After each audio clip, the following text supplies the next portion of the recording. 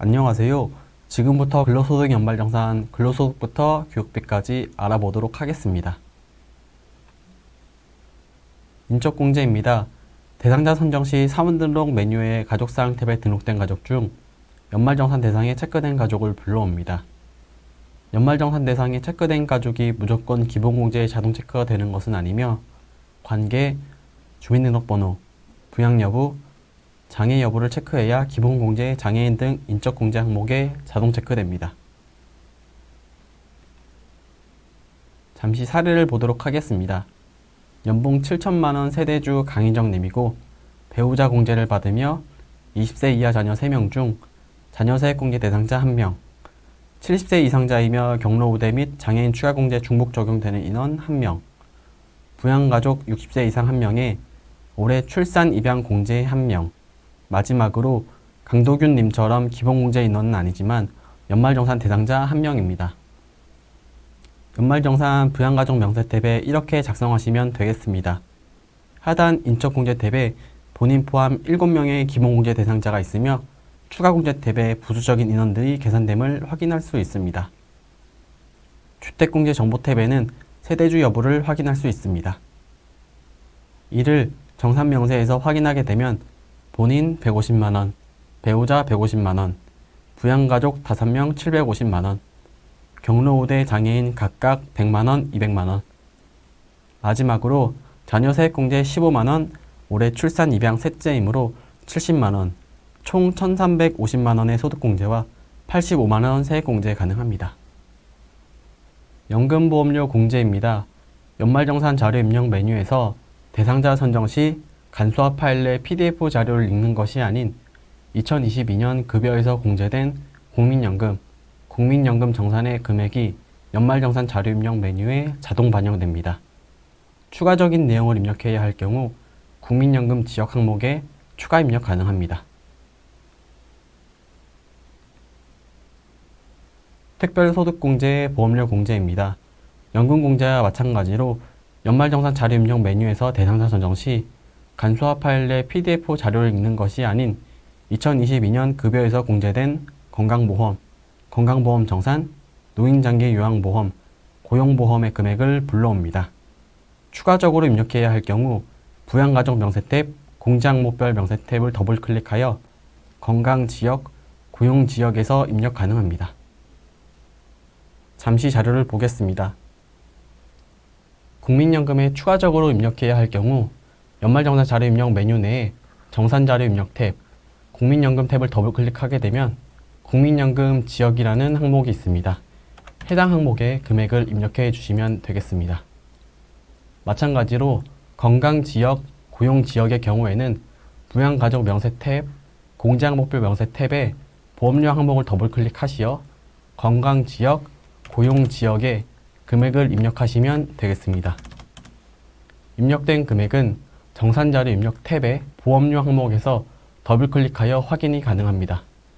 해당 데이터는 데이터 보기 버튼을 클릭하여 역추적이 가능함을 확인할 수 있습니다. 특별소득공제 주택자금 공제입니다. 주택임차차입금 원리금 상환액과 장기주택저당차입금 이자 상환액이 있습니다. 올해 원리금 상환한 전세자금 대출이 있는 경우 주택임차차입금 항목을 더블클릭하면 좌측에 도움창 항목이 뜨는데요. 주택임차차입금 원리금 상환액 칸에 금액을 입력하시면 되겠습니다. 거주자 간 금전소비 대차 혹은 임대차 계약을 한 경우 도움창 내에 추가적으로 입력이 가능합니다. 장기주택 저당차입금 이자 상환액입니다. 동일하게 주택담보대출로 이자 상환한 내역이 있는 경우 입력합니다. 우측 도움창이 뜨며 차입연도 상환기간에 따라 한도를 달리하니 알맞는 곳에 기입해 주시면 되겠습니다. 잠시 사례를 보도록 하겠습니다. 주택자금 공제, 원리금 상환액 100만원, 장기주택 저당차입금 이자 상환액 11년도 이전 차입분 15년 미만 400만원, 30년 이상 700만원, 2012년 이후 차입분, 고정금리 또는 비거치식 상환대출 300만원, 15년 이후 차입분, 고정금리이면서 비거치식 상환대출 300만원, 주택마련 저축공제, 청약저축 100만원, 주택청약 100만원, 근로자 주택마련 저축 100만원입니다.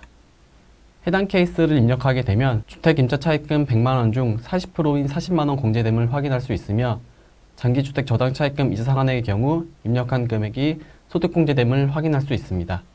주택마련저축 납입액의 경우에도 구분값에 맞춰 입력하게 되면 각각의 요율로 40%인 40만 원이 공제됨을 확인할 수 있습니다. 하지만 일부만 공제가 되는데요. 이는 1,800만 원 중 1,740만 원이 위에서 공제가 됐으며 남은 60만 원이 주택마련저축에서 공제가 되기 때문입니다. 장기주택 저당차입금 이자 상환액에 따른 간소화 자료입니다. 19년도에 차입하였으며 상환기간은 20년입니다. 비거치식 방식으로 2,500만 원 차입한 것입니다.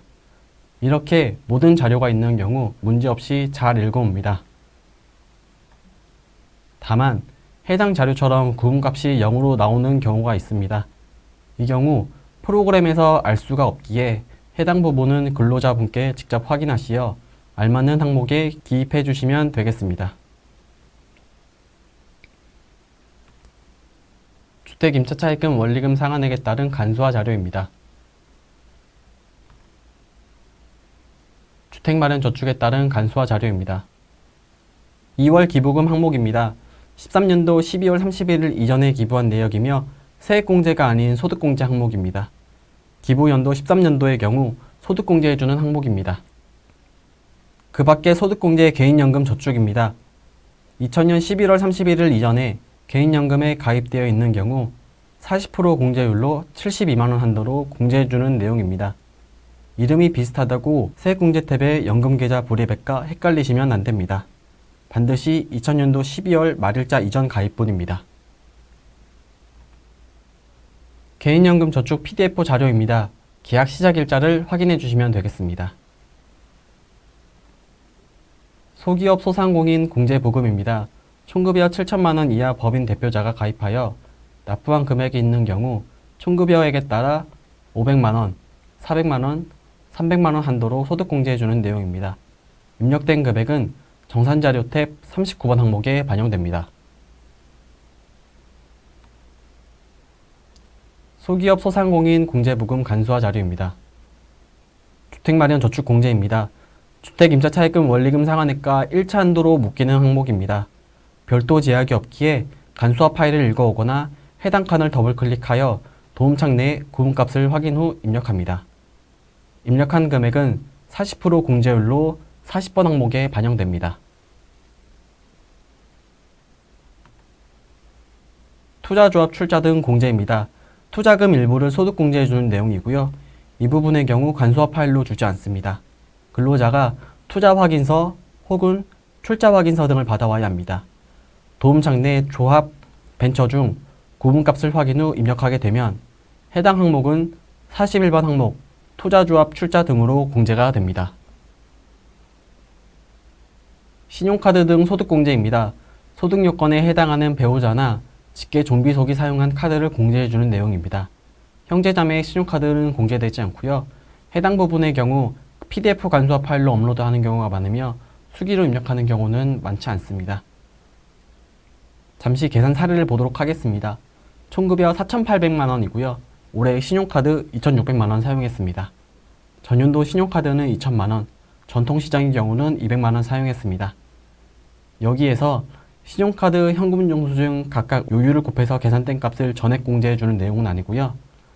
신용카드 사용분이 총급여의 25%를 넘냐 이런 조건부터 시작하게 돼서 계산하게 됩니다. 구체적인 계산 내역입니다. 신용카드 사용분이 2,500만 원이고 연봉의 25%가 1,200만 원입니다. 25%를 초과했기에 해당 사원은 신용카드 공제 가능한 인원입니다. 공제 문턱은 신용카드, 현금영수증, 직불카드 순으로 채워갑니다. 신용카드 소득공제 금액을 구해야 하는데요. 1번부터 6번까지 더하고 7번을 빼게 됩니다. 1번부터 6번까지는 신용카드, 현금영수증, 도서공연비부터 소비증가분까지 각각 요율을 곱해서 계산되어 나온 값이며 7번의 경우 최저사용분을 제외해야 하기 때문에 빼게 됩니다.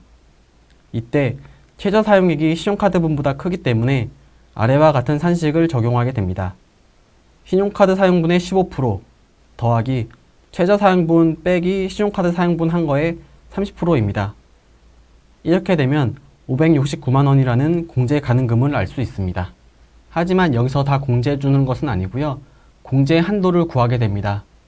총급여 7천만 원 이하이기 때문에 300만 원과 총급여 20% 중 적은 것을 선택하게 됩니다. 연봉 4,800 중 20%면 960만 원입니다. 그렇기 때문에 더 작은 금액인 300만 원이 한도로 적용됩니다. 한도까지 구했으면 마지막으로 초과분을 구하게 됩니다. 한도 초과액과 그리고 각각의 요율을 계산한 값, 그리고 100만 원, 이 중에 적은 금액을 택하게 되며 여기에 나온 값을 다음 한도 초과 때 이를 포함시켜 계산합니다. 즉, 신용카드 등 소득공제 가능 금액에 569만 원이 있는 것을 확인할 수 있으며 한도는 300만 원입니다. 그래서 소득공제 가능 금액 빼기 공제 한도를 하게 되면 한도 초과액이 나오며 이 금액인 269만 원은 전통시장의 40%와 연 100만 원 중 작은 금액을 적용하게 됩니다. 이 중 작은 금액이 100만 원이므로 이 100만 원을 다음 한도 초과액 때 적용시켜 대중교통과 연 100만 원 중 작은 금액을 선택하게 됩니다. 그래서 169만 원과 대중교통 사용분 120만 원과 연 100만 원, 가장 작은 금액을 선택하게 됩니다. 이렇게 차례대로 한도 초과액을 구하게 되면 총 공제 금액인 569만 원 나오는 것을 확인할 수 있습니다. 결과값은 같지만 다른 계산 방법입니다. 총급여 4,800만 원, 최저사용금 25%니까 1,200만 원입니다. 공제 문턱은 신용카드, 현금영수증, 직불카드 순으로 채운다고 말씀드렸고요. 표를 그려놓고 계산한 것입니다. 총급여 25%한 최저사용금인 1,200만 원을 신용카드, 현금영수증, 즉 공제 문턱순으로 채워갑니다. 신용카드는 800만 원 채웠고요. 현금영수증 700만 원에서 일부인 400만 원만 채웠습니다. 나머지 300만 원은 공제율을 곱해서 계산하시면 됩니다. 이렇게 각각 항목을 계산하여 공제 금액을 구합니다. 오른쪽 하단에 총 569만 원이 나오는 것을 확인할 수 있습니다. 공제금을 구했으니 한도금을 구해야겠죠. 7천만 원 이하이기 때문에 1차 한도는 300만 원과 총연봉 20%중 적은 금액을 선택하는 거고요. 이렇게 한도 300만 원 나오는 것을 확인할 수 있습니다. 2차 한도액을 구해야 하는데요. 초과금을 할 거냐, 각각의 공제 금액을 할 거냐, 100만 원을 할 거냐 해서 적은 금액을 선택해서 나온 금액입니다. 결과적으로 1번과 2번을 더하게 되면 총 569만 원 공제됨을 확인할 수 있습니다. 정산명세 42번 항목에 신용카드 소득공제가 공제됩니다. 신용카드, 직불카드, 현금영수증 간소화 파일입니다. 우리사주조합 출연금 공제입니다. 우리사주에 출연한 금액이 있는 경우 해당 칸을 더블 클릭하여 도움창을 입력하면 됩니다. 입력한 금액과 일반 400, 벤처 1500 한도로 공제가 됩니다. 고용유지 중소기업 근로자 공제입니다. 마찬가지로 입력된 금액에 공제되며 44번 항목에 표기됩니다.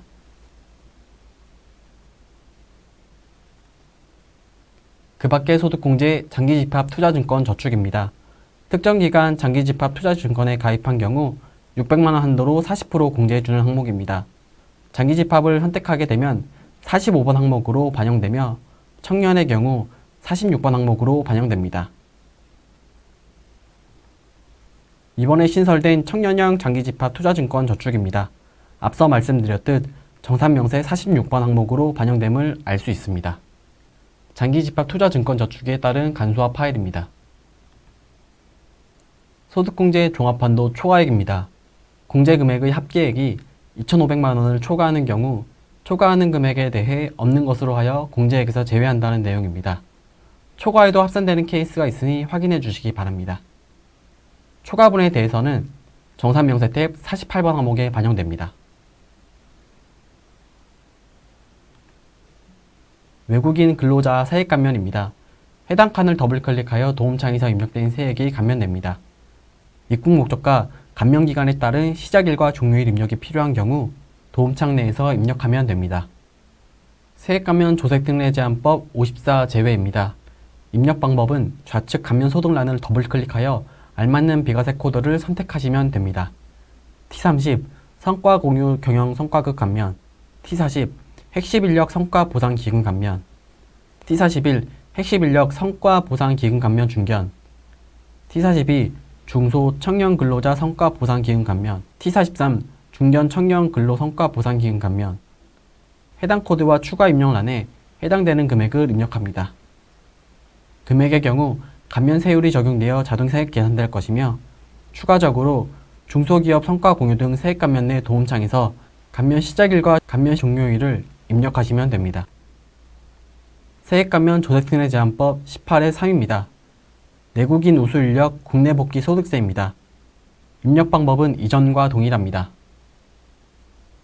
감면 소득을 더블 클릭 후 T50 내국인 우수 인력 소득세 감면 코드와 추가 입력란에 해당되는 금액을 입력합니다.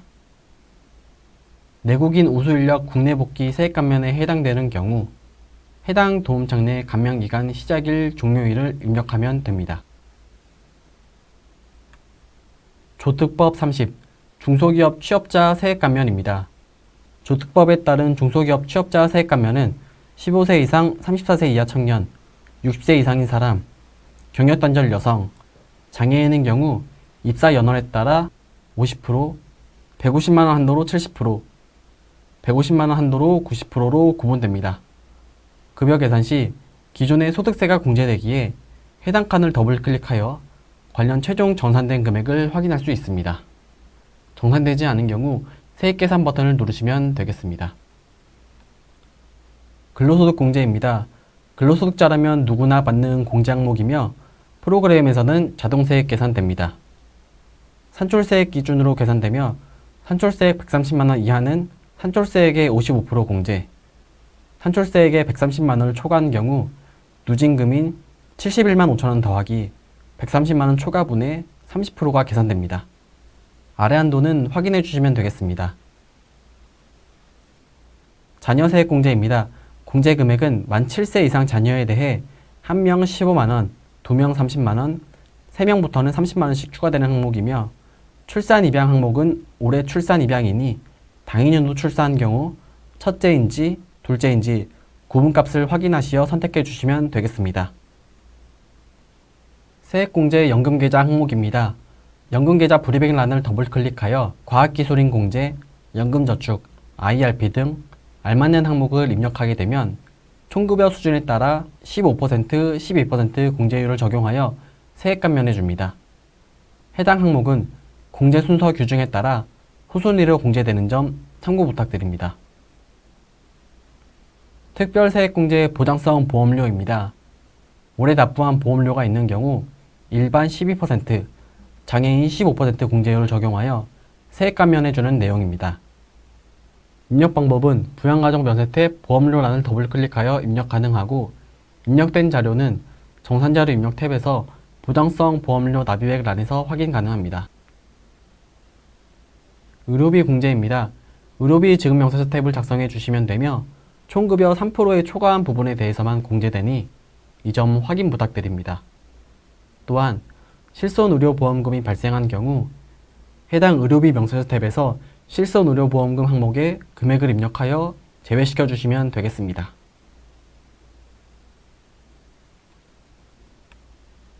교육비 공제입니다. 보장성 보험료와 입력 방법은 같습니다. 부양가족 명세 탭 교육비 항목을 더블클릭하여 입력하면 되고 입력된 자료는 정산자료 입력 탭에서 교육비 지출액 란에서 확인 가능합니다. 교육비는 일반 300만원, 대학교 900만원 한도가 있습니다. 한도를 초과하게 되면 해당 메시지가 발생하니 확인해 주시기 바랍니다. 보장성 보험에 따른 간소화 파일입니다. 의료비에 따른 간소화 파일입니다. 교육비에 따른 간소화 파일입니다. 표준세액공제입니다. 특별소득공제 및 특별세액공제 미신청 근로자에 대하여 연 13만원 적용합니다. 프로그램 내에서는 결정세액이 유리한 쪽으로 자동 계산됩니다. 정산자료 입력 탭 표준세액을 더블클릭할 경우 도움창 내 계산 내역에서도 확인이 가능합니다. 지금까지 근로소득 연말정산, 근로소득부터 교육비까지 알아보았습니다. 감사합니다.